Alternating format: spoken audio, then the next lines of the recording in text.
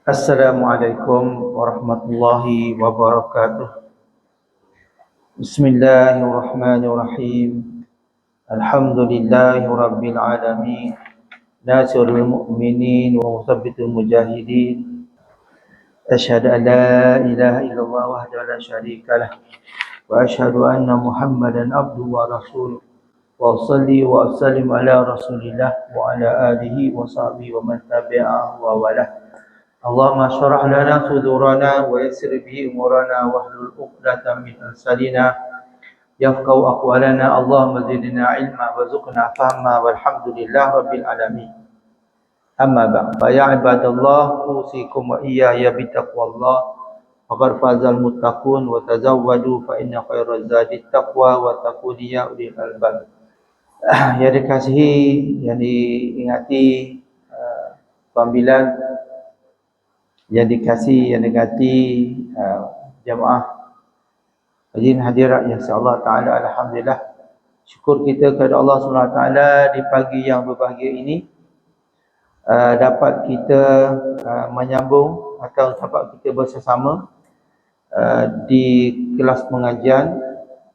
Mudah-mudahan kita mendapat petunjuk daripada Allah Ta'ala. Untuk pagi yang ini kita akan masuk perkara yang seterusnya yang berkaitan dengan perkara sunat dalam berwudu. Sebelum kita telah selesai menguraikan perkara-perkara rukun wudu, dia bermula dengan niat. Macam biasa, niat tu dia berlaku dalam membasuh muka tu. Jadi kata kalaulah maksudnya kalau perkara sunat yang kita buat atau lakukan sebelum membasuh muka. Contoh kalau kita berkumur dulu, lepas tu basuh tangan contohnya kan, tidak membatalkan wudu. Sebab perkara wudu itu atau rukun itu bermula dengan niat yang kita buat dalam membasuh muka. Jadi niat wudu ni bila air sampai ke muka tu, itu baru dia niat. Dia tak boleh niat sebelum air sampai ke muka. Begitu lah. Dia tak boleh. Dia mesti sampai ke muka walaupun sebahagian muka. Maksudnya sebahagian muka tu kita sebahagian muka saja kita dah selesai niat dalam hati kita kan. Walaupun tak habis, itu tak apa dah. Yang penting air sampai muka kita belum niat. Walaupun tak habis, tak sempurna lagi basuh muka tu, kita dah habis dah niat. Dia tak ditentukan niat tu, tidak ditentukan bermula sampai ke muka sampai habis satu muka, tak begitu. Keduanya membasuh tangan ke siku lah. Saya ulang balik je lah. Kadang-kadang bukan kita lupa, kadang bila kita ulang balik ni sebut balik. Jadi untuk meyakinkan saja, membasuh tangan ke siku. Siku lah sampai ke sini Pastikan anak kita, isi kita kan. Pastikan wudu ni biar siku sampai ke atas siku ni. Bukan kata dia sampai siku kat sini, tak, dia mesti atas. Dia kaedah dia macam orang buat jabatan. Orang jabatan kalau jarak tu 10 meter, orang tak buat 10 meter, orang akan buat 12 meter baru dia tak jatuh. Faham tak? Macam ni, bila kita basuh ke siku, dia akan sampai lebih, dia kena lebih dari siku ni. Sebab nak suruh dia pastikan dia sampai. Sama juga kalau orang solat, dia was-was. Rakaat berapa? 3, 4, 3, 4. Kan? Dia mesti pilih 3. Kata Nabi. 3, 4, 3, 4, dia mesti 3. Sebab kalau 3, kalau kata yang 3, dia menyangka 3 tapi dah 4. Rakaat tu akan sempurna. Tapi kalaulah dia menyangka 3, menyangka 4 sedangkan baru 3. Jadi kalau dia bersalam 3, contoh solat Isyak kan, dia menyangkanya 4 sedangkan baru 3. Jadi rakaatnya tak sempurna. Jadi kaedah tu betul dah. Maksudnya andai kata kalau kita was-was 3, 4, 3, 4, kita kena pilih yang ketiga walaupun keberadaan kita rakaat keempat. Sebab apa? Sebab walaupun dia akan jadi 5, solat tu sempurna. Akan jadi sempurna. Itu perbezaan dia. Itu Nabi sebut sendiri tu. Nabi sebut. Kalau kita was-was 3, 4, 3, 4, ambil 3. Okey. Kemudiannya keempat, menyapu bahasa kepala. Sebab apa sebut kepala? Sebab ada orang tak ada rambut. Kan? Biar air sampai kulit kepala. Kan? Ataupun kalau ada rambut, kurang-kurang rambut. Itu sebut kepala. Sebab apa? Sebab semua orang tak ada rambut. Kalau ada rambut, tak apa, atas rambut tu sekurang-kurangnya, kalau sebut kita ni sekurangnya walaupun selai rambut. Kalau saya belajar dulu, kelengkuan 3 helai rambut. Ada kita ambil, kita dah cukup lah kan. Tak semua pun. Kalau kita pakai subang, kita selak subang kita kan. Ambil, biar kena sikit lah apalah. Dia sebahagian, ataupun kena kulit saja. Bahagian saja kulit. Dia kena kulit. Macam kalau rambut kita nipis, sampailah ke kulit. Dia nak begitu. Lepas tu yang kelima, membasuh kaki. Membasuh kaki pun sama. Kan walaupun daripada pukulan ni kan, dia mesti atas daripada pukulan ni. Banyak saya tengok orang ambil wudu tak sempurna. Macam Nabi sebut lah. Nabi sebut banyak orang mencuri dalam berwudu. Mencuri. Bila sahabat tanya, apa maksud mencuri? Maksud dia tak sempurna berwudu. Tangan-tangan kita sebenarnya bila kita berwudu ni akan di akhir akan bercahaya disebabkan air wudu tadi. Dan yang keenam, tertib lah. Tertib tu maksudnya daripada perkara 1 sampai 6 dia mesti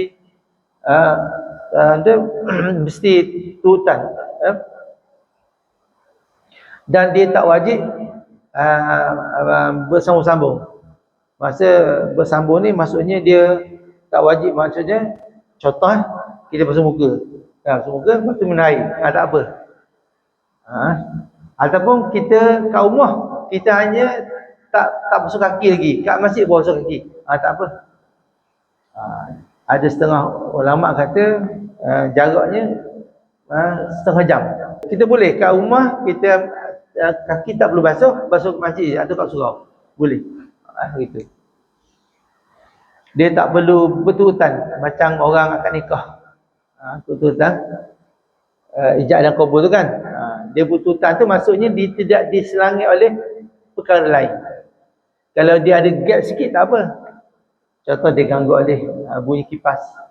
Ada sekejap tak apa. Okay. Itu perkara yang rukun wuduk. Maknanya mesti sempurna, mesti betul yang tu. Kemudian kita susuli dengan perkara sunat. Yang pertama buat dengan bismillah. Bismillah tu kan. Bismillahirrahmanirrahim. Selangor kan. Walaupun tak sempurna pun tak apa. Ia tak membatalkan wuduk. Yang batal kalau kita basuh tangan hingga ke siku itu memang sempurna buat rukun kan. Jadi sunat aje. Dan sunat kat kita celah ni lah. Terutama kalau kita dah berumur macam warga emas yang kan, tu lagi kena hati-hati. Celah cakap kedut-kedut tu boleh menyebabkan air tak sampai ke kulit. Okey, dan pasti juga tak ada getah ke apa ke yang boleh menghalang air ke kulit. Kalau dawat tak apa. Dawat tak apa. Tapi kalau getah, dia boleh menghalang. Minyak tak apa. Minyak tak apa. Sebab minyak tu dia boleh sampai dia kena kulit. Dia getah tak boleh. Okey. Itu bismillah. Bismillahirrahmanirrahim kita baca kan. Dan kalau kita mau tidur contoh, bila kita baca sangat bismillahirrahmanirrahim, air dalam bekas kita boleh celup dah. Kalau setengah kita cabut air, kita boleh ambil air tu basuh tangan kita. Boleh saya buat dengan tangan kita lah. Kerana itulah sunat kalau kita bangun tidur basuh tangan dulu. Itu sunat. Dan kalau kita dah mula bismillahirrahmanirrahim tu, kita boleh celup dalam tangan kita. Guna dalam tangan. Okey, ada setengah orang buat macam tu lah. Kalau kita dapat dia orang buat macam tu, boleh. Macam okey, mana kita buat saya buat tak sampai satu kolah ni. Tak? Satu kolah ingat satu kolah. Satu hasta lebih. Okey, kena 2 hasta lah. Satu, 2 kali. 2 kali. 2 kali atas, 2 kali bawah lebar. 2 kali tinggi, lebar. Apa lagi? Tinggi lebar lah. Tu. Lepas lah. Kolah tu. Okey. Kemudiannya membasuh tapak tangan atau ketiga, kita setiap perbuatan tu kita ulang 3 kali. Itu sunat. Kata Nabi kalau kita dah buat 3 kali memadai dah. Sempurna dah tu. Jangan nak order 4, 5 lagi makruh dah. 1, 2, 3, buat lagi 4, 5 ada makruh. Jadi Nabi kata 3 kali dah cukup. 1 memadai, 3 cukup. Jangan lebih daripada 4, lebih dari 3. Nabi kata makruh perbuatan tersebut. Jadi kat dunia itu kalau kita ambil wudu ni, kita kena fokus juga. Jangan ambil wudu ni kita fikir hal lain. Tak. Jadi kena fokuslah sebab kita nak pastikan. Sebab bila kita ambil wudu, contoh tangan tadi kan, dia sampai ke sini kan. Kalau muka tadi, muka ni dia mesti masuk bahagian side bank dia sebut side bank. Kalau perempuan dia panjang, perempuan jangan diselok. Kalau perempuan dia panjang kan, dia panggil dia panggil tali dia panggil tali apa dia panggil sini. Dia panggil tali sini. Jangan selok lah kan, sebab dia termasuk bahagian muka ni. Kalau perempuan biar kena semua ni. Itu kena beritahu anak perempuan kita kan. Muka ni daripada bermula anak rambut kan sampai ke dagu. Kalau sini daripada cuping sini ke sini masuk. Dia punya ni masuk. Kalau jenis perempuan panjang kan, jangan selok, biar kena sekali. Kat situ. Dia panggil tali rambut kat situ. Kemudiannya berkomor. Macam biasa berkomor tu. Kalau kita memadai, kalau boleh dah. Tak komor. Yang sunat kalau kita komor sikit. Dan pastikan air yang kita nak muntah tu jauh daripada orang. Kalau di dinding, kita tembok dinding tu je lah. Jangan orang sebelah kita tu. Macam tu. Makruh sebab akan mengganggu orang Jadi sebaiknya bila kita berkomor, kita muntah saja air tu ke depan kita, biar kena dinding kan. Kerana itulah surau atau masjid, pastikan tempat air jatuh tu di dalam sikit. Dia punya longkang dia kan, biar dalam sikit. Kalau pilih jenis longkang kecil tu tak apa, asalkan dalam sikit. Bila air jatuh dia tak mengecik. Dia tak mengecik kan. Dia kadang-kadang kita tengok banyak kan jenis rendah. Macam kita pun rendah rendah kita. Dia kena dalam sikit. Kerana itu bila nak buat surau masjid ni, dia kena rujuk juga jabatan agama ataupun para ilmuwan, tanya sesuai apa tak apa. Macam ni okey tak? Kita tanya juga. Jangan pakai buat macam orang kita apa ni berlakon tak wujud pada jabatan agama berkaitan dengan dia baru berlakon tak nikah kahwin semua kan. Dia kena wujud juga. Contohnya perhubungan haram ataupun bukan mahram tak, perhubungan mahram contohnya kan, dia tahu juga wujukan tu. Tapi kalau dia tak wujukan tu, jadi cerita tu cerita merubah. Jadi cerita tu dia tak mengikut walaupun lakonan, tapi dia tetap kena mengikut syarak. Contoh kalau lah buat lakonan, dia tak sembahyang tapi dia buat perbuatan sujud, haram, tak boleh. Paling kurang kalau dia nak buat lakonan solat betul-betul solat sunat 2 rakaat kan, buatlah betul-betul tayak awak semua tu.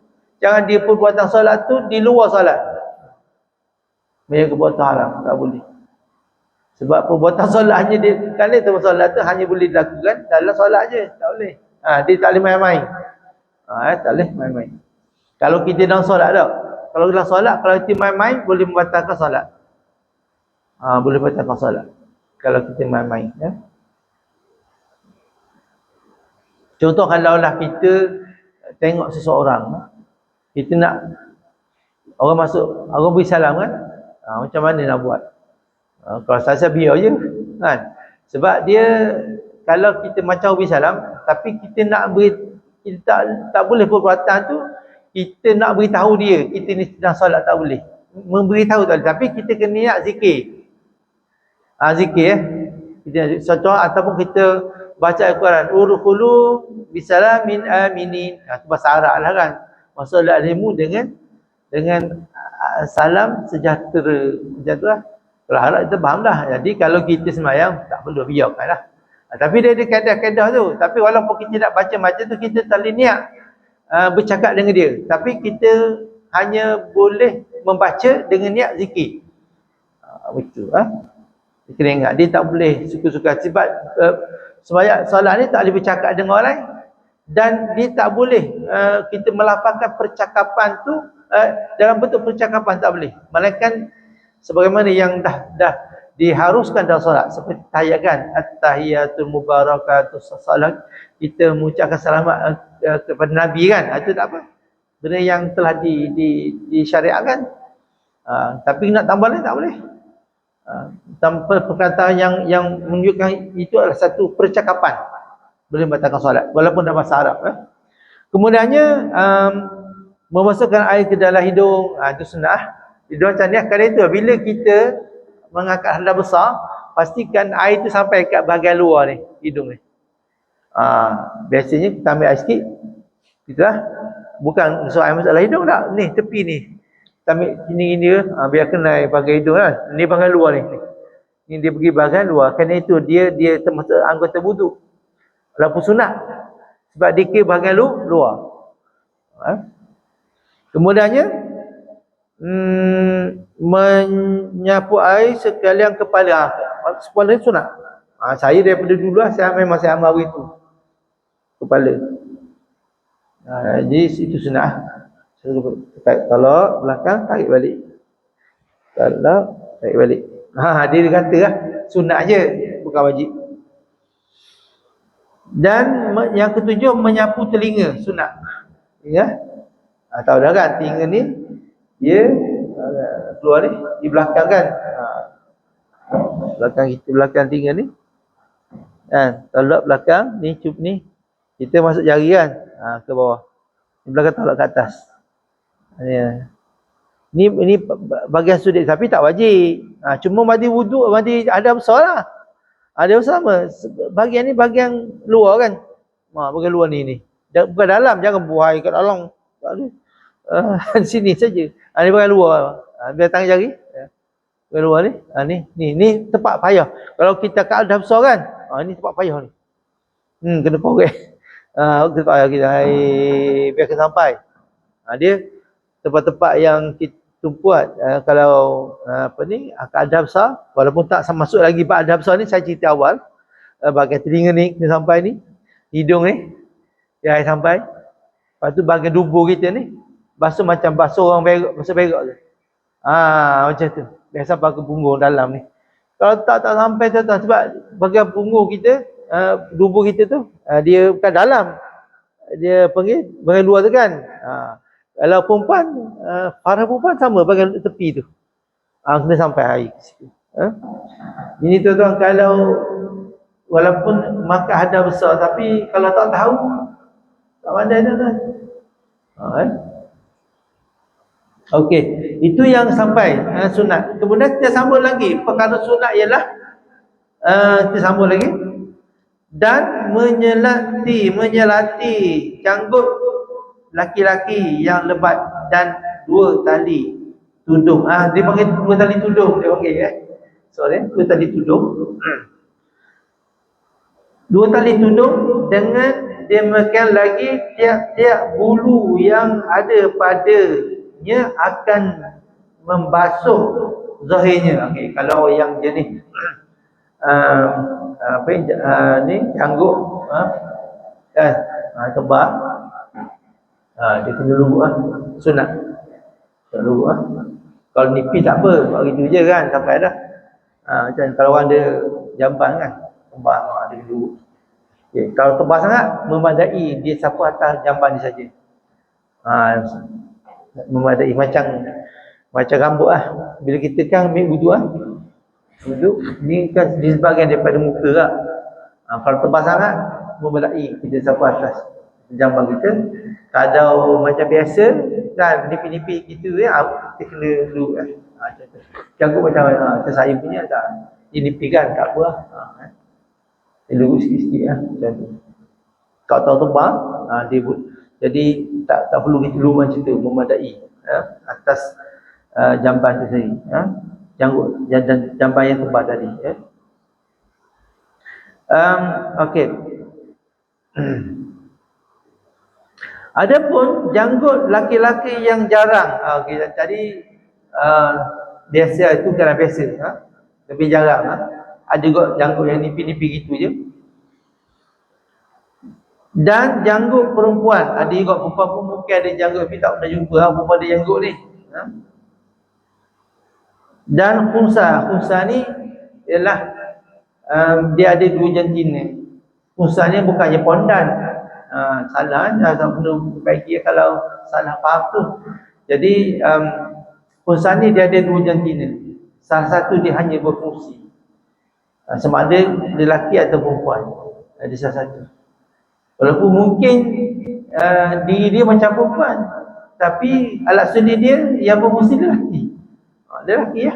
Maksudnya kalau dia berfungsi lelaki, hukum dia sama dengan lelaki. Kalau alat sulit dia berfungsi seperti perempuan, hukumnya seperti perempuan. Nak pakai tudung walaupun dia macam lelaki, kan? Tapi dia sebenarnya farash dan dia boleh mengandung. Dan dia boleh kahwin. Ya. Sebab dia ada farah dan dia ada haid juga macam biasa. Maka wajib diselati akan kedua-duanya dan kafiatnya bahawa memasukkan segala anak jarinya di bawah janggutnya dan yang afdalnya dengan anak jari tangan kanannya. Kanan lah. Kalau ini pihak macam saya kan. Tak apa. Ada setengah macam orang India, orang yang masalah ke orang yang jenis macam tu lah, dia tebal kan. Orang duduk negeri-negeri sejuk lah, dia tebal. Dia duduk lah. Tapi kalau tebal sangat, sehingga suka dia nak tu, memadai atas janggut dia saja. Atau jaban dia sahaja.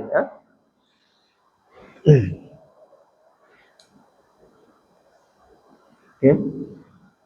Sikit lagi 2 minit lagi. Justru kita berhenti lah. Okey. Jadi guna tangan kanan. Tangan kanan.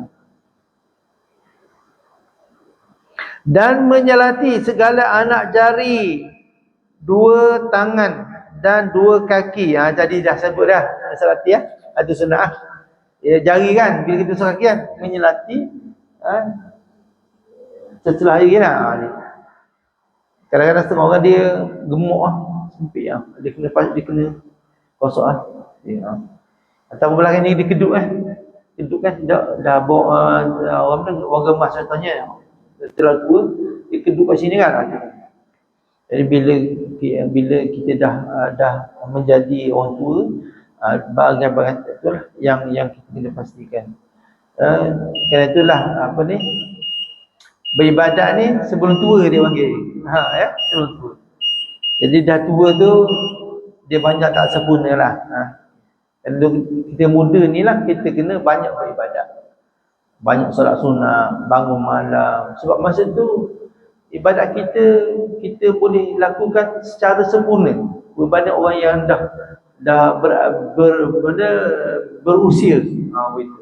Sakit lutut lah. Dia dah tak sempurna kan. Dah duduk lah. Lepas tu kalau sembahyang, sakit lutut. Macam tu. Kalau muda tak, dulu laju je macam mesin tu kan. Kita masa kita muda lah kita kejar buat ibadat. Sebanyak mana kita buat. Okey, 2 kaki, 2 jari kaki, jika sampai air kepadanya dengan ketiadaan menyelati, maka kalau sampai, kalau tak kita menyelati tak apa. Okey, air sampai. Jika tiada sampai, melainkan dengan dia, maksud dengan kita menyelati tadi, hanya cara macam tu, hanya sampai air, seperti segala anak jari yang sangat berdempet. Saya sebut ya, kalau gemuk ni hati-hati. Air kepadanya dengan ketiadaan, anak jari yang sangat berdempet sekiranya tiada sampai air, nescaya wajib menyelati akan dia. Jadi kena itulah ya. Wallahu a'lam bishawab. Assalamualaikum warahmatullahi wabarakatuh.